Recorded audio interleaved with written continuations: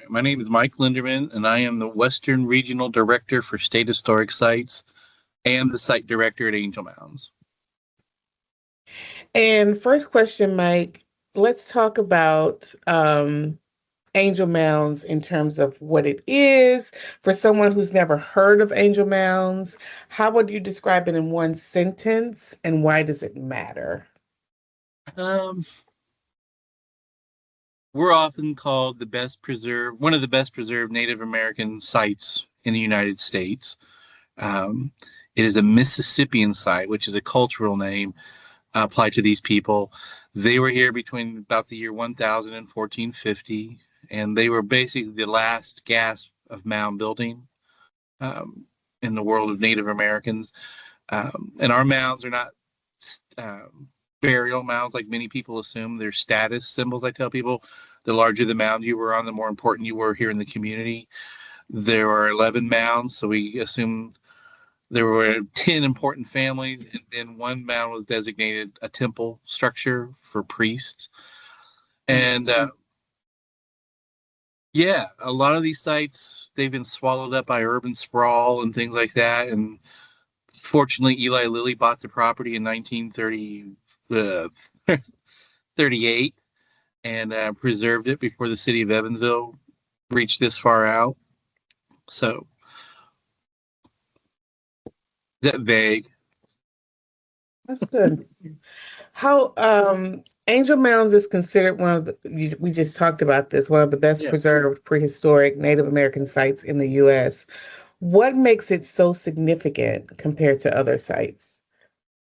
It was a regional hub for this culture. So they controlled an area of 75 miles up and down the Ohio River. They were under the influence of the Cahokia Mounds over near St. Louis, which is a World Heritage Site. And they had, I believe, what was it? 40,000 people living there, where Angel had about 2,000. We were sort of an outlier community. But in recent years, we've now learned about the alignments with lunar and solar events that happen with the mounds. We have a winter solstice, summer solstice alignment. We have a Milky Way alignment. We know where the moon's going to be at its farthest northern point and its farthest southern point based on alignments with the mounds. So it's really reinvigorated a lot of interest in the site because now we know we're an astronomical observatory also. And that may be one of the more important things now, the astronomical components. And why is that? Because people can come out here and actually see this stuff still working. It's not something you read about or if someone has told you about.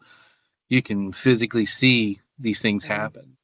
And let's talk about the history and the people. So, who were the Mississippian people, and what was daily life like at Angel Mounds at So its peak? at its peak. So we say at its peak, there may have been close to 2,000 people living here.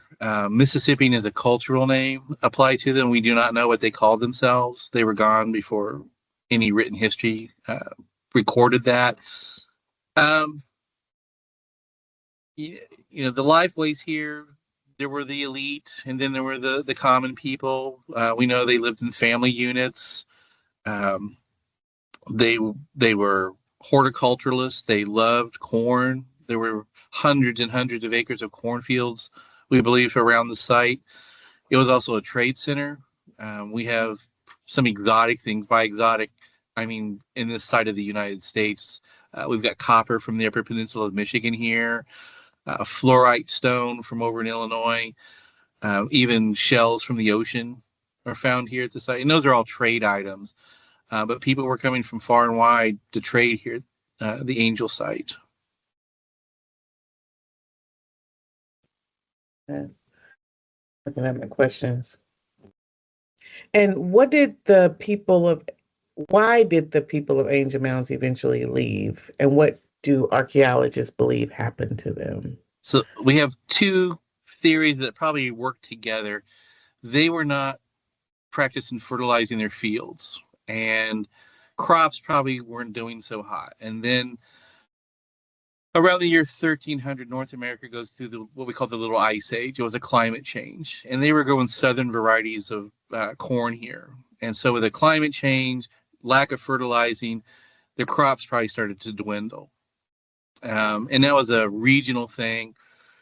And then we also believe around the year 1400, a massive earthquake hit this spot or this region. If you've ever heard of the New Madrid earthquake in Missouri in 1811, 1812, we think it's probably the same fault line that broke loose then, about 400 years prior.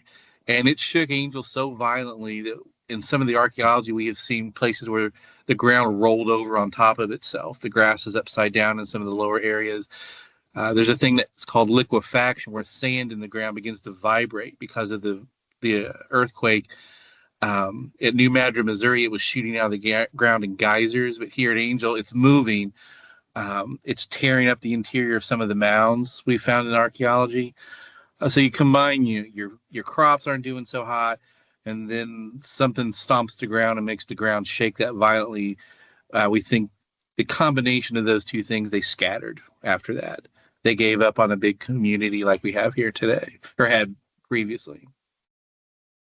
Hmm. So is that the most surprising or unexpected? Is that the most surprising about this thing about the civilization? Was in terms of how, in terms of what happened to them? Is that the most surprising thing? No, because that happened all over North America at that same time period. Not the earthquake necessarily, but there was a climate change.